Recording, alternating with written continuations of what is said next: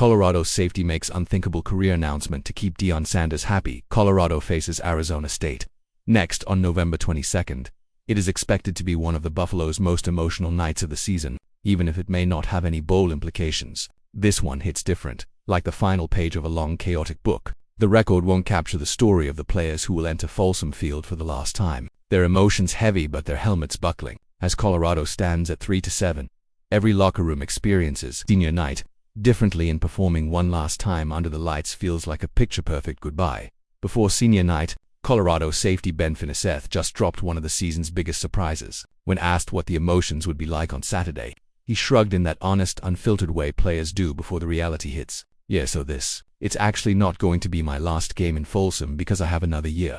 But it is. In a week full of goodbyes, Finiseth's decision to stay completely flips the script, because CU wants players returning who are familiar with the system, the grind, and this sort of loyalty move makes Deion Sanders happy right away. Finiseth didn't act as though this decision wasn't emotionally painful. It's going to be emotional seeing a lot of my friends go, guys like Arden Walker and BJ Green and Alejandro Mata. It's going to be sad to see them go, he admitted. These men are the ones he has spent numerous meetings with, sweated with, and rehabbed with. He has seen them take on starting positions, fight through tough seasons, and develop into the team's heartbeat. He will enter a different locker room in next fall if he stays another year, but he made that decision. He stated, "It's not going to be my last day, so I'm looking forward to it, with the maturity and hope that CU badly needs Finiseth, who managed 4 different special teams units, played the 4th most special team snaps in 2024, had 12 tackles, and has been one of Colorado's finest grinders, and before that, he overcame a season-ending injury in 2023, was named special teams captain as a redshirt freshman,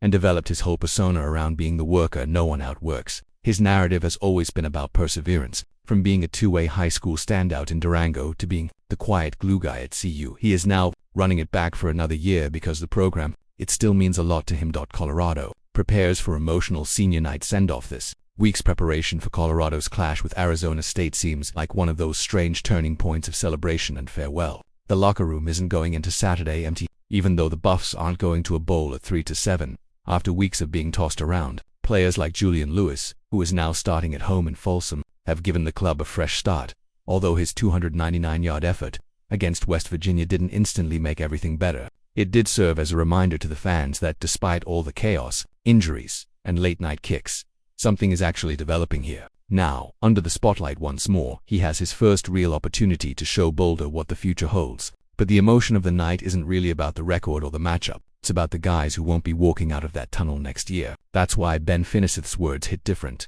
Arden Walker turned himself into one of the top edge players in the Big 12. BJ Green became the kind of defensive lineman every offense had to game plan around. Alejandro Mata is 26 for 27 and has a 96.3% XP for the season, and gave CU its most stable kicking game in years. Losing players like that feels like losing pieces of the team's soul, and if Colorado can pull off one more Folsom magic moment, it'll be a goodbye the seniors actually deserve.